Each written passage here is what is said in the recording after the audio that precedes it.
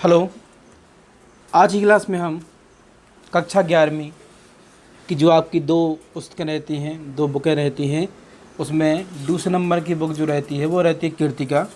तो कीर्तिका से आज हम इसका फर्स्ट चैप्टर पढ़ेंगे, भारतीय गायिकाओं में बेजोड़ लता मंगेशकर, जो कि कुमार गंधर्व ने लिखा है।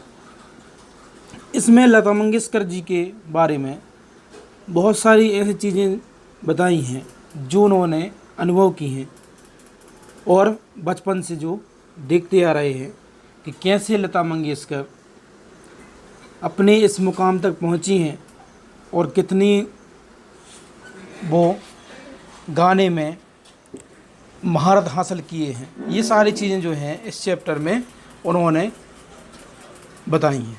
ठीक है, तो इसकी हम समरी देखते हैं, सारांश देखते हैं।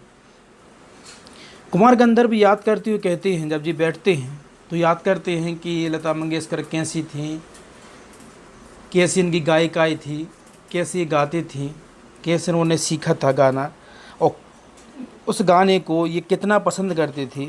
ये सारी चीज़ें जो हैं वो याद करते हैं। तो बरसों पुरानी बात है, जब वो बीमार थे, जब कुमार गंधर्व जी बीमार थे, तो बीमारी में सहज ही रेडियो पर एक गाना सुनते थे, गाना सुना करते थे, गाना सुनते रहते थे। तो उनकी आवाज़ को देखकर, वो आवाज़ को सुनकर खो जाते थे और गाना समाप्त होते ही, ऐसा होता है एक बार की बात उनकी, गाना समाप्त होते ही पता चलता है गाना किसने गाया है। तो जब उनको चलता है पता है कि ये गाना तो लता मंगेशकर जी ने गाया है, तो लता के गानों में अपना ही अलग मज़ा था। तो ये उनका मानना था कि लता जी जो गाना गाती हैं उनके गानों में एक अलग ही अपना मज़ा था। उनके पहले का देखा जाए जैसे कि उनके पहले लता जी के समान कौन ऐसा प्रसिद्ध था, तो उनके पहले की अगर बात की जाए तो उनके पहले का ज़माना प्रसिद्ध गायिका नूरजहाँ का था, जो चित्रपट संगीत में गाते थी। इनका मानना था कि संगीत के क्षेत्र में लता के अलावा दूसरा नाम नहीं है, क्योंकि एक इनकी अलग ही विशेषता थी, इनके अलावा दूसरा नाम कोई नहीं माना जाता। ठीक है, स्वर कोकिला, इनको स्वर कोकिला भी कहते थे, क्योंकि इनके स्वर जो हैं वो एक कोयल के समान मधुर दिखाई देते थे, तो इन्हें उपाधि मिली थी स्वर कोकिला की।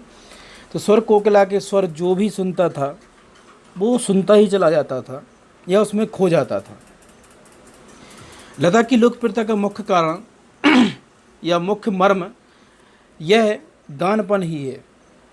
अगर इनकी प्रसिद्धि की बात की जाए तो प्रसिद्धि में गानपन ही है, जो ये गाते थी वही इनकी प्रसिद्धि का कारण बन गया है। लता के गानों में एक और विशेषता थी कि सुर में निर्मलता थी इनके स्वर में।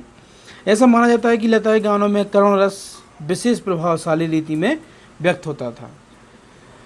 संगीत के क्षेत्र में लता का स्थान अव्वल दर्जे के गायकों के समान था, गायकों से ज़्यादा था।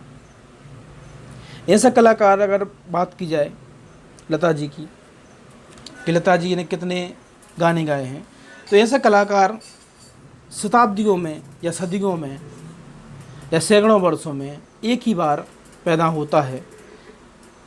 ऐसा कलाकार आज हम सभी के बीच है, उसे अपनी आंखों के सामने घूमता फिरता हम देख पा रहे हैं। यह हमारे लिए बड़ी ही सौभाग्य की बात है।